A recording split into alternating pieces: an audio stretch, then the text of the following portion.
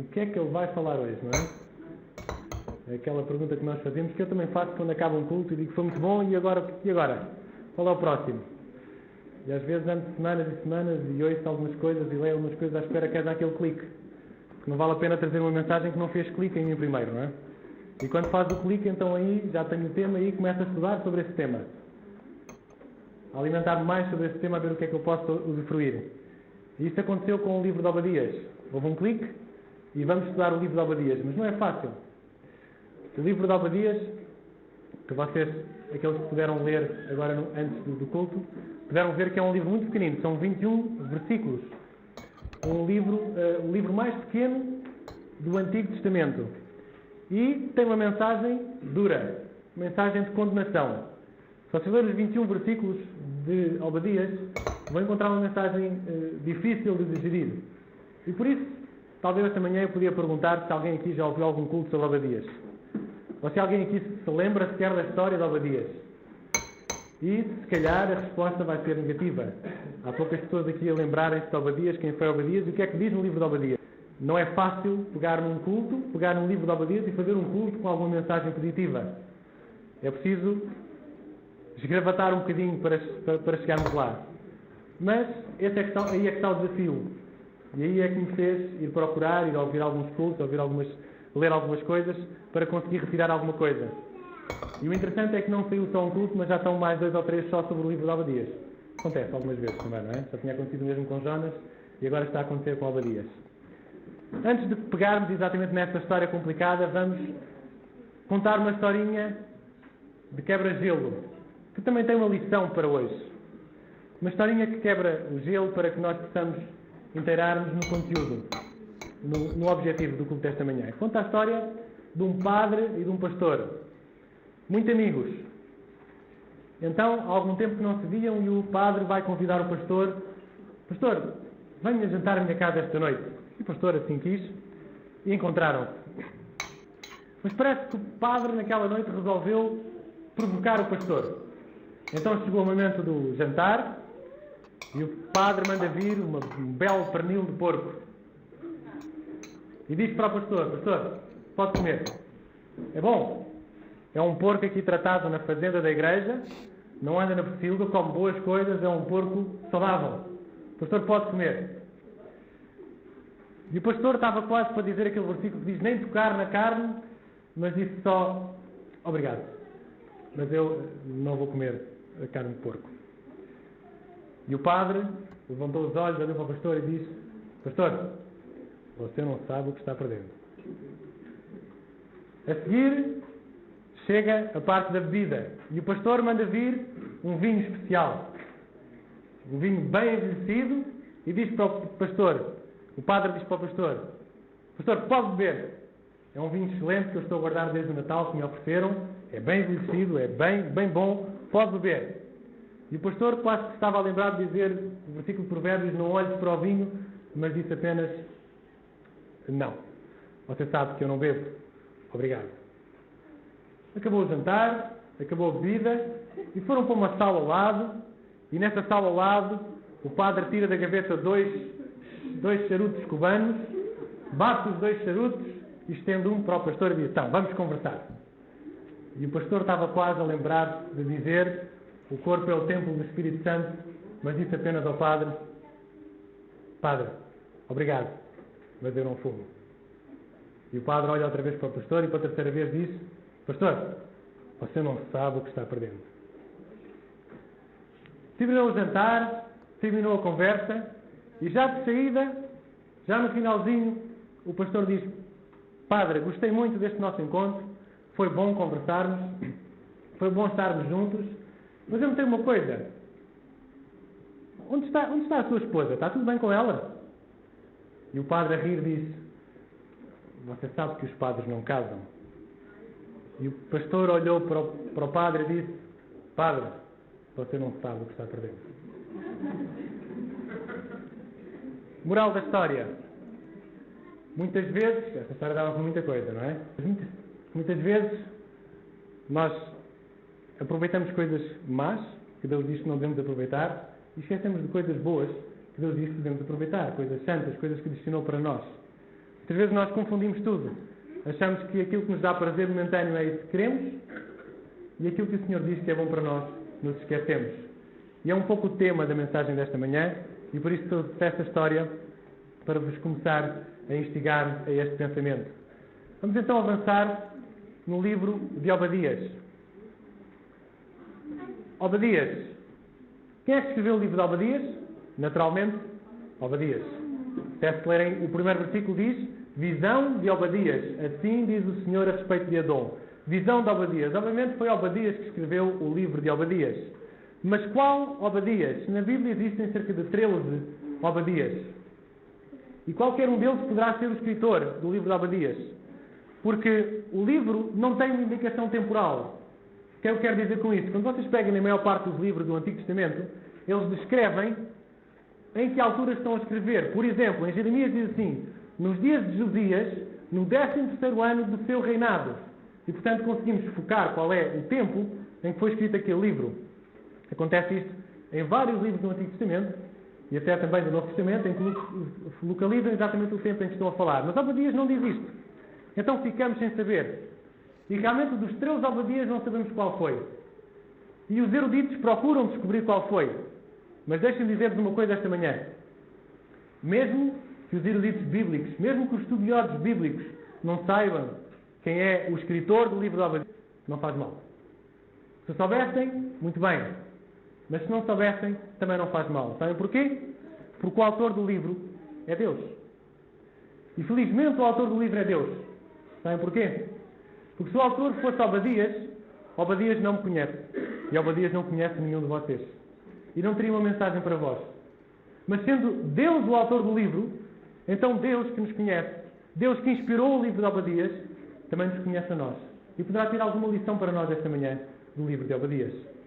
Poderá haver alguma mensagem para nós, alguma mensagem para cada um dos meus queridos irmãos no livro de Obadias. E o mesmo Espírito de Deus, o mesmo Espírito Santo que inspirou Obadias a escrever aquele livro, é o mesmo Espírito que pode inspirar também o nosso coração para ouvirmos alguma coisa do Senhor esta manhã.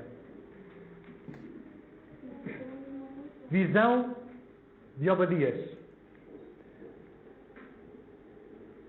Obadias, do hebreu, quer dizer adorador de Deus. Servo de Deus. Servo de Deus. A palavra Obadias vem do verbo barak. Barak quer dizer reconhecer que Deus é Deus e reconhecer que Deus tem sempre razão. E, na verdade, não há outra forma de adorarmos a Deus. A única maneira de adorarmos a Deus é reconhecendo que Deus é Deus e reconhecendo que Deus tem sempre razão. E aconteça o que acontecer, Obadias acreditava que Deus é Deus e que Deus tem razão. E, meus queridos, vocês podem dizer: não sejas demagogo, Byron. Realmente é fácil reconhecer que Deus é Deus e que Deus tem sempre razão quando tudo corre bem na vida. Mas quando as coisas não correm bem, como é que podemos reconhecer que Deus é Deus e que Deus tem sempre razão? Como é que é possível adorar a Deus desta forma? Vocês podem dizer: pois, para ti é fácil falar, tudo te vai bem, não tens problemas na vida, tens um trabalho, embora o Espírito Santo já teve melhores dias, não é? Porque a coisa não anda lá muito bem. Tens um carro lá fora, tens uma família, tens filhos, tens uma casa, tens comida quando chegares a casa, tudo vai bem, para ti é fácil reconhecer que Deus é Deus e que Deus sempre tem razão. Mas quando temos um problema, quando é a saúde que nos falta, quando é a nossa família que se está a desmoronar, quando é alguém de família que morre, quando é algum problema que algum possa ter aqui esta manhã, como reconhecer que Deus é Deus e que Deus tem sempre razão? Como ser Obadias reconhecendo que Deus é Deus e Deus tem sempre razão? Por isso a primeira pergunta é: meu irmão, tens capacidade para ser Obadias? Tens capacidade para reconhecer que Deus é Deus e que Deus tem sempre razão nas coisas boas, mas tens capacidade para reconhecer que Deus é Deus e Deus tem sempre razão quando as coisas correm mal? Quando as coisas não estão a sair como tu queres? Quando estás com problemas na tua vida, será que tens capacidade, como Obadias, para reconhecer que Deus é Deus e Deus tem sempre razão? Não há outra forma de ser cristão. Visão de Obadias. Assim diz o Senhor. Vocês vão reparar que o culto desta manhã não vamos sair do primeiro versículo. É muito pequenino. mas temos matéria para um culto só no primeiro versículo. Fiquei por aqui. Assim diz o Senhor. Reparem, se vocês lerem o livro de Obadias, vocês vão entender uma coisa. Apesar de Obadias saber que Deus é Deus e que Deus sempre tem razão, Obadias tinha um problema. Obadias não entendia porque é que Deus estava a castigar Edom. Ele não reconhecia, não entendia porque é que Deus estava a ser tão duro com aquele povo Edom. A mensagem de Obadias é sobre Edom. E Deus mandou-lhe escrever várias coisas sobre Edom. E Deus foi muito duro com Edom. E apesar de Obadias reconhecer que Deus é Deus e que Deus sempre tem razão, ele dizia, mas será que isto é justo? Ele não conseguia reconhecer. Quantas vezes nós fazemos esta pergunta também? Será que é justo? Eu que estou aqui todos os sábados de manhã, falo tão bem, será que é justo sofrer isto? Eu que até sou um cristão fiel, guardo os 10 mandamentos, será que é justo estar desempregado? Eu que faço tudo tão bem, tenho tão bom senso, sou tão bom cristão, sou tão bom amigo, não é justo que eu esteja a sofrer problemas de saúde? Obadias teve este problema. Obadias, apesar de saber que Deus é Deus e que Deus sempre tem razão, Obadias achava que não era justo. Achava que aquilo que estava para acontecer não era justo. Mas ele foi ter com o Senhor e ele de joelhos tentou entender isto. Ele aceitou. E ao aceitar que Deus é Deus e que Deus sempre tem razão, Obadias recebeu uma visão. E por isso o versículo bíblico diz: visão de Obadias, assim diz o Senhor. Visão. Deixa-me dizer-vos que a visão do Senhor é a forma que Deus tem para nos ajudar a sair dos nossos problemas. A visão do Senhor é a maneira como Deus nos ajudar e como Deus nos quer ajudar a sair dos problemas que temos na nossa vida. Vamos falar de visão. Todas as empresas têm escrito na sua Constituição qual é a visão da empresa. A visão desta empresa é esta. E a visão é algo que nós queremos atingir. Quando vocês chegaram ao vosso trabalho, com certeza como eu também, é-vos apresentado qual é a visão da empresa, para que os empregados saibam que esta empresa quer chegar ali. Esta empresa, o objetivo desta empresa é chegar àquele sítio. Isto é a visão. Nos dias de hoje, todos nós sabemos que é falado muitas vezes qual é a visão. Qual é a visão da empresa. Mas deixem-me dizer-vos que isto é também uma analogia que podemos usar qual é a visão que nós temos individual. Onde é que nós queremos ir? Deixem-me dizer-vos que muitas vezes nós metemos em problemas porque não temos a visão. Porque ainda não estabelecemos a nossa visão. Ainda não estabelecemos onde é que eu quero estar daqui a 5 anos. Onde é que eu quero estar daqui a 10 anos. O que é que eu quero fazer daqui a 20 anos. Não tenho uma visão, não tenho um objetivo de futuro. E por isso muitas vezes me meto em problemas. Deixem-me dizer-vos que é importante que haja uma visão individual. Como indivíduo eu devo ter a minha visão. Aonde quero chegar. Mas também como família, aonde queremos chegar. Também como igreja, qual é a visão da igreja? Onde é que queremos chegar? Muitas vezes erramos por falta de visão, por falta de objetivo, por falta de saber aonde queremos ir. E quando Deus nos dá a visão, se lerem os textos bíblicos vão entender isto, a visão de Deus engloba 3 coisas. A primeira coisa chama-se a revelação. A revelação é o diagnóstico que eu faço da minha vida. A segunda coisa é a inspiração. A inspiração que me vai dar, que Deus vai me dar para que eu possa finalmente chegar à terceira parte, que é a ação. Revelação, inspiração e ação. Vou-vos dar um exemplo. Imaginem que eu vou ao Senhor e o meu problema é estar endividado até às orelhas.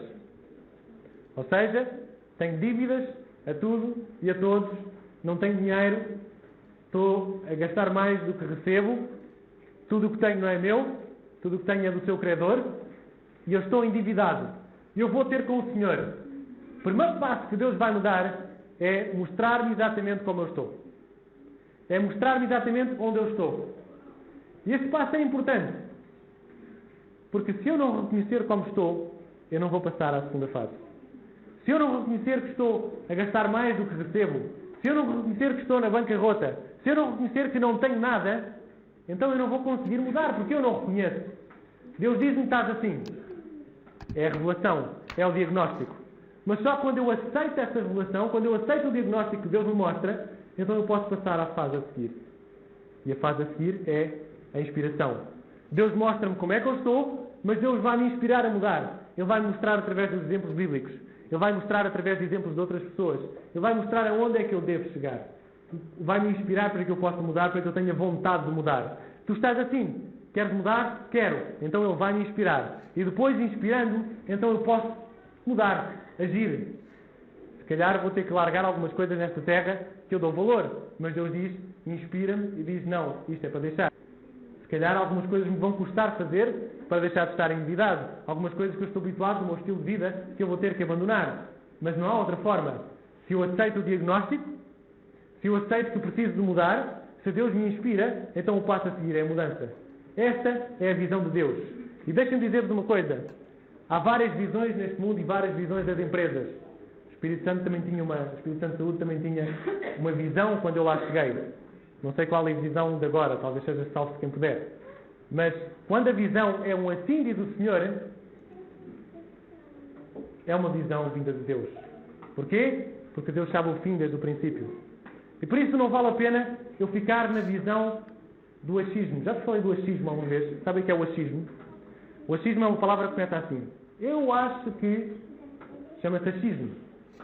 Eu tenho muito bom senso. Eu sou tão inteligente que eu acho que... Quando a nossa visão de futuro baseia-se no eu acho que... Não vai muito longe.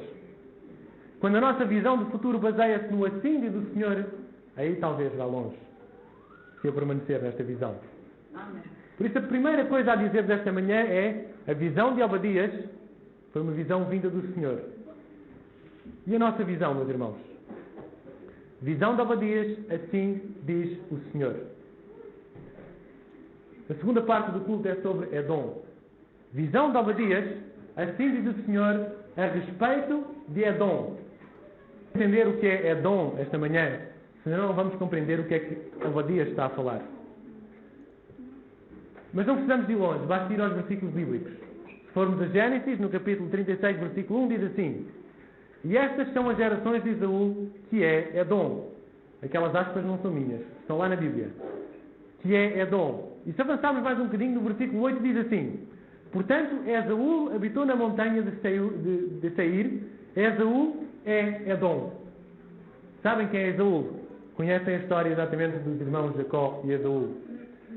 É o versículo bíblico que diz que Esaú é Edom. E portanto, esta manhã estamos a falar sobre Esaú. O culto de hoje não tem nada a ver com a história de Esaú e de Jacó, mas precisamos entender um bocadinho desta história para entender a característica de Edom e para entender porque é que Deus está a condenar Edom.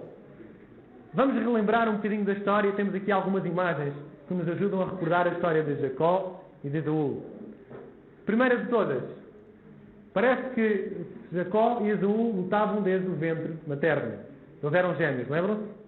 E dentro do ventre materno já tinha sido dito a Rebeca que havia duas nações que lutavam dentro do seu ventre. Não sei se recordam do versículo.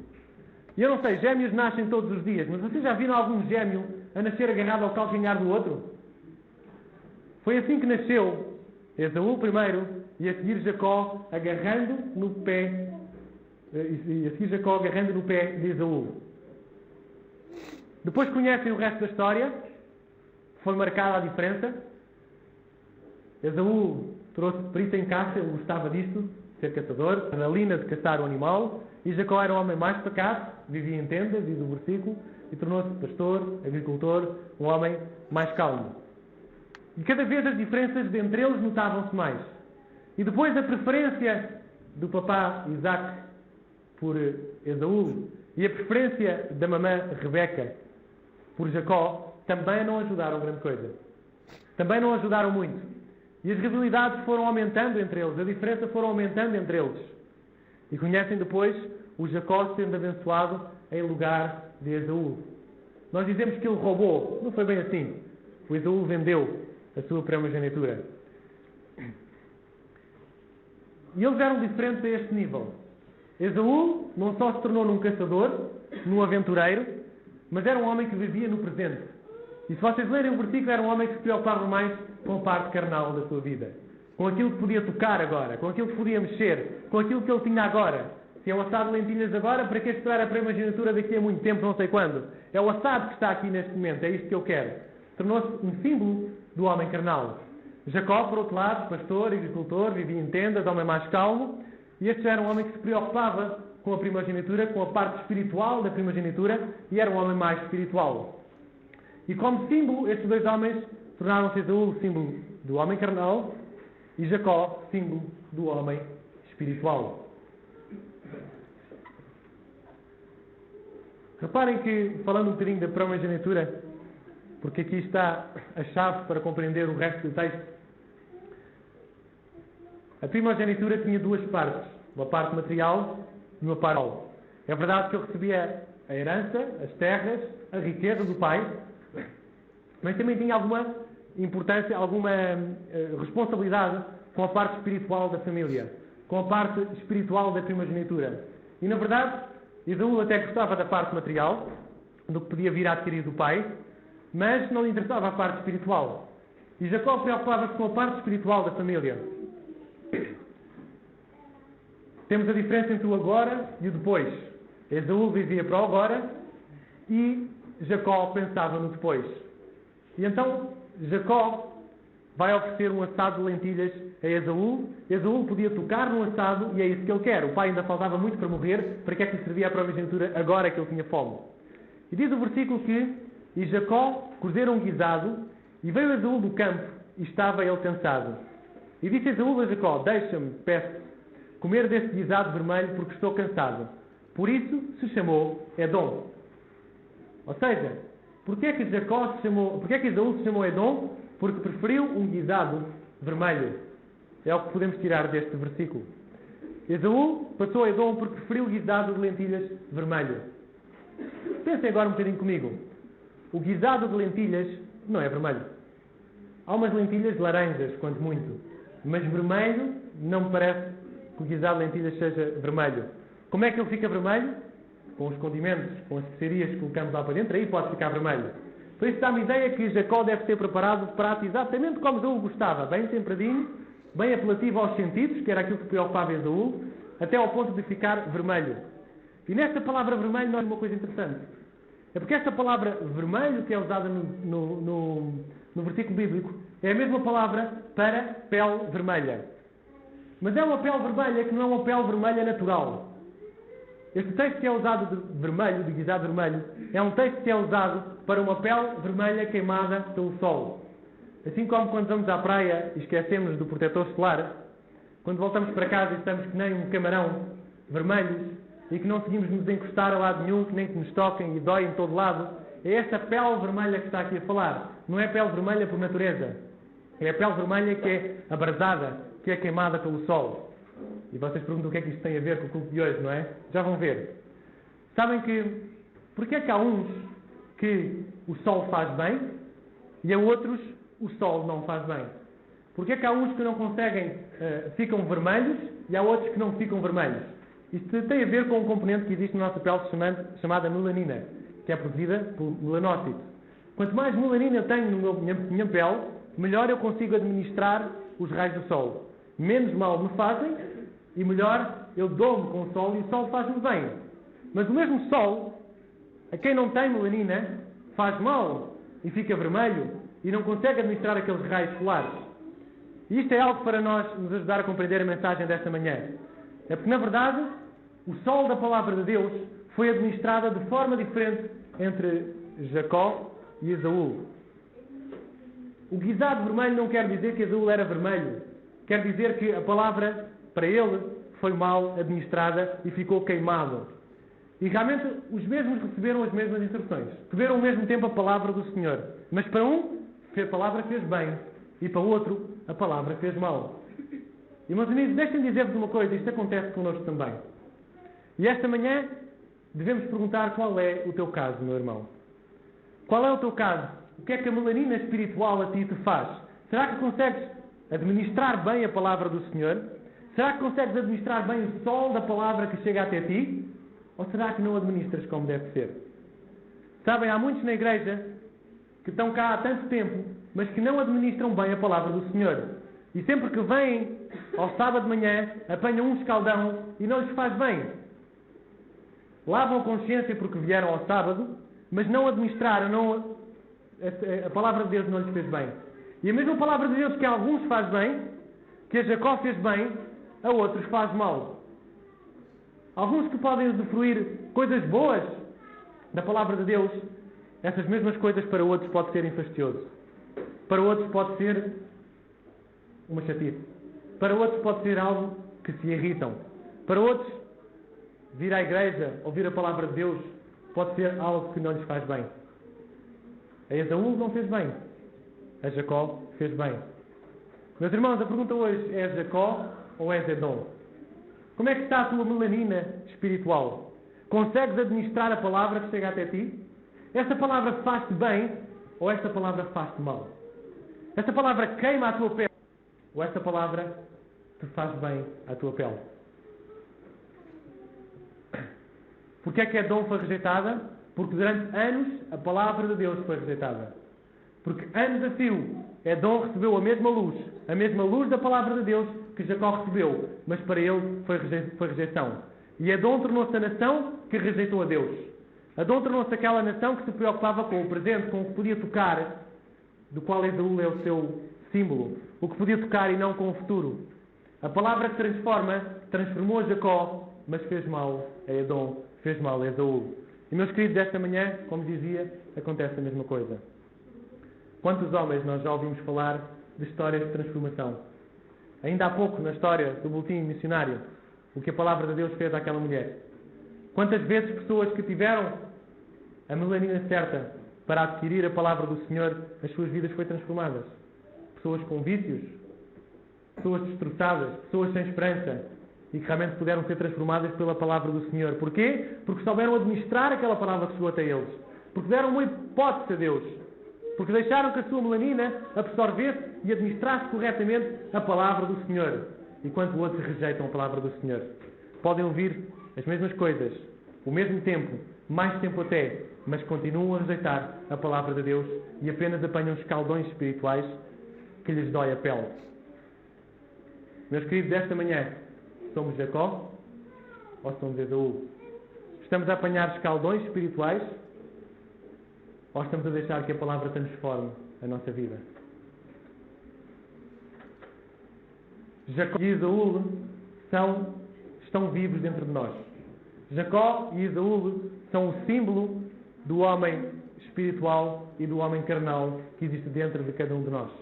Paulo descreve isto. Paulo diz assim: eu não entendo a minha vida. Eu quero fazer o bem, Jacó, mas depois eu descubro que há outra força que me leva para o mal, Esaú. Paulo viveu este conflito deste Jacó e Esaú lutando dentro dele. Gálatas diz que a carne luta contra o espírito luta contra a carne. No fundo, estamos a falar de uma luta entre Jacó e Esaú. Apenas um símbolo para entendermos melhor esta luta desta manhã. E muitas vezes estamos assim, com as nossas duas naturezas. O lobo e o cordeiro. O Jacó e o Esaú. Há uma voz que diz: filho, vem a mim, eu sou a solução. Há uma voz que diz: eu posso te ajudar. Vem a mim. Não continues a lutar sozinho. Não continues a tentar resolver os teus problemas. Não continues a tentar resolver os teus pecados e depois vir a mim. Faz ao contrário, vem a mim. E há outra voz que diz: estás a perder o teu tempo. Aquilo que dizem na igreja não importa. Não tem nada a ver. Está desatualizado. Não te vai dar satisfação. Não te vai dar prazer aquela conversa. Não te vai fazer bem. Faz como entenderes. Vai para o achismo. São duas vozes que existem na nossa cabeça. Qual de nós estamos a dar ouvidos? A Jacó ou Esaú dentro do nosso coração? Vamos ler pela última vez o primeiro versículo de Obadias para entender algo mais. Visão de Obadias: assim diz o Senhor a respeito de Edom. Temos ouvido a pregação do Senhor e foi enviado aos gentios um emissário. Temos ouvido a pregação do Senhor e foi enviado aos gentios um emissário. Ao lermos este versículo, e se vocês não sei qual é a versão da Bíblia que vocês têm, está escrito pregação, temos ouvido a pregação do Senhor, e há outros versículos bíblicos que dizem, outras versões da Bíblia que dizem, temos ouvido as boas novas de Jeová. Não sei qual é a versão que vocês têm na Bíblia, mas uma coisa é certa.